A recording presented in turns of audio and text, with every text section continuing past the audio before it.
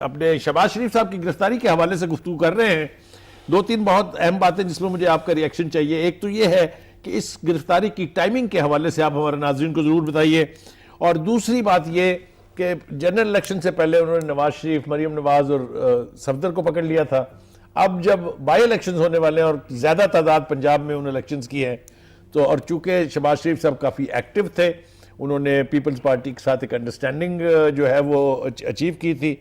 How do you see, what's your take on this arrest?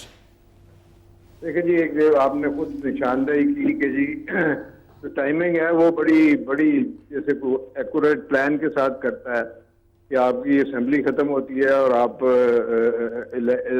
یہ واقعہ ہو جاتا ہے اور اس سے پھر آپ کے الیکشن جو ہمارے آ رہے ہیں وہ بہت قریب ہیں. 7-8 دن رہ گئے ہیں اور بہت سارے الیکشن ہیں. 37 الیکشنز ہیں بائی الیکشنز، جس سے ان کی میں سمجھتا ہوں یہ اتنا امپورٹنٹ فگر ہے کہ اس سے آپ کی کیلکولیشنز کے تھرو حکومت ان کی ویک ہو سکتی ہے، بلکہ ختم بھی ہو سکتی ہے، کیونکہ ان کی لیڈ بڑی نامنل تھی جب یہ الیکٹ ہوئے.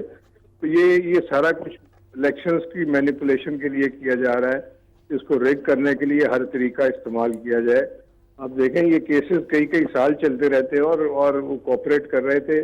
تو یہ جو ایسے 3 دن بعد تاریخ اور فوراً اس کو چلا کر اور ختم کیا گیا ہے، تو یہ ایک سراسر زیادتی کی گئی ہے. اور اس میں ہم سمجھ رہے ہیں کہ اس میں کوئی ایسی کرپشن کی ایسی بات نہیں ہے جس میں کوئی ٹھیکہ دیا ہو یا کوئی ایسی بات ہو. ٹھیکے کینسلیشن کی بات ہے، اس میں بڑی زیادتی کی گئی ہے.